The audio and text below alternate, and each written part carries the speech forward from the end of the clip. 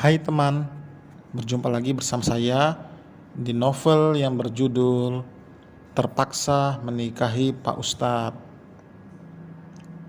Seperti biasa, sebelum memulai, saya memohon pada teman-teman untuk bantu channel ini untuk bisa berkembang dan update terus dengan cara memberikan like, komentar, serta subscribe di akhir video. Baiklah, langsung saja. Selamat mendengarkan. Bab 9. Alika berdecak kagum melihat rumah minimalis di hadapannya dengan interior yang simpel tapi sangat indah dengan dominasi warna putih dan abu-abu. Persis seperti rumah impian Alika. Apalagi halaman depan rumah begitu luas. Tidak menyangka jika Syafiq ternyata memiliki rumah sendiri. Masih ada beberapa pekerjaan yang menyelesaikan bagian depan dan halaman yang sedikit lagi rampung. Suka? Tanya Syafiq memperhatikan Alika yang begitu terkagum dengan mahakarya suaminya sendiri. Model rumah yang tentu belum pernah dilihat Alika sebelumnya. Iya, bagus banget. Di belakang ada kolam renang gak? Alika beralih menatap Syafiq. Ada, masuk aja. Lelaki itu menyeret 2 koper ke dalam rumah. Masuk ke dalam rumah, menyusul Alika. Sementara Syafiq menyimpan koper mereka di kamar. Alika duduk di gazebo yang berdekatan dengan kolam renang. Meskipun rumah ibunya besar dari ini, tapi Alika menilai rumah desainnya dibuat Syafiq ini begitu menakjubkan. Bagian kolam renang bisa dibuka dan juga bisa ditutup agar saat ada acara keluarga bisa lebih leluasa saat berkumpul di belakang rumah. Dari balkon kamar mereka, Syafiq memperhatikan Alika. Gadis itu duduk di tepian kolam dengan kakinya yang terendam. Ia bahkan tidak melihat bagian bawah celananya agar tidak terkena basah. Melihat wajah polos dan ceria sang istri membuat jantung Syafiq berdebar. "Om, sini turun," teriak Alika dari bawah saat menyadari keberadaan Syafiq. Lelaki itu langsung turun mendekati sang istri. Lanjut besok aja main airnya. Sekarang mending mandi, habis itu makan, terus kita belajar. Syafiq berdiri dekat Alika yang masih betah duduk di pinggir kolam. Belajar apa? Aku kan masuk kuliah jalur mandiri, jadi gak perlu mikirin tes juga. Udah pasti masuk, balas Alika. Bukan belajar soal itu, jelas Syafiq. Terus apa? Nanti kita bahas. Ayo, makanannya udah siap.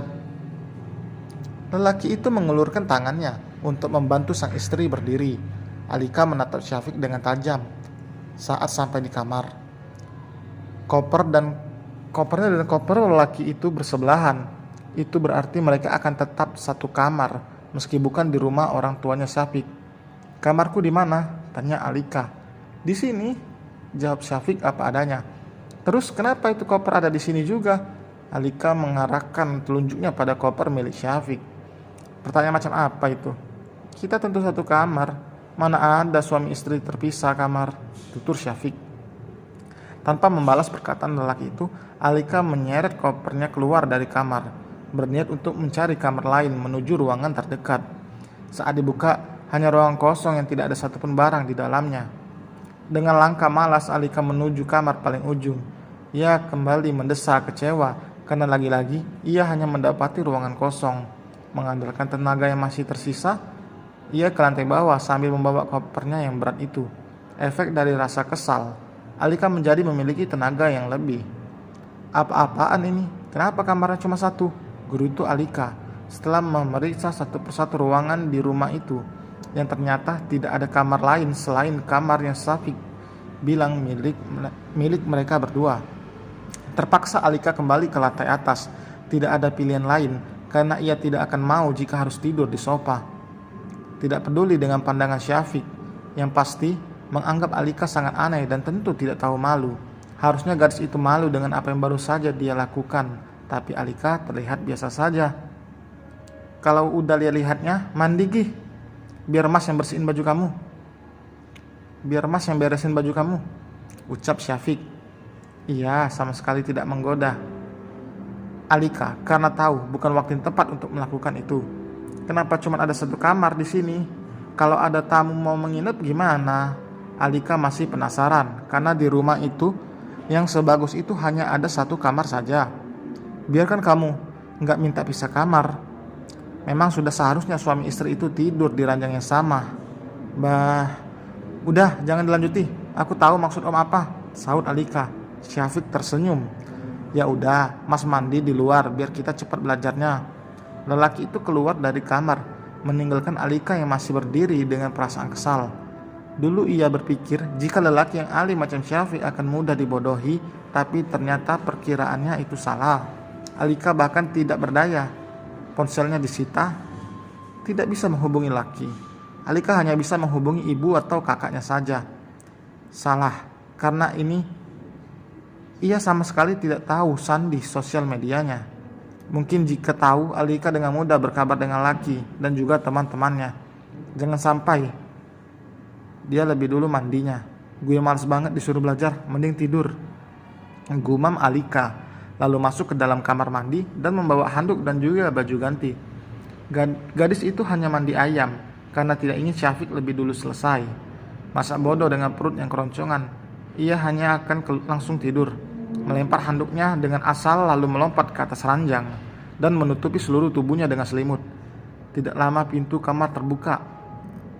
Alika yang belum benar-benar tidur mengeratkan selimutnya. "Kamu tidur?" tanya Syafiq sambil membuka koper untuk mengambil pakaian ganti.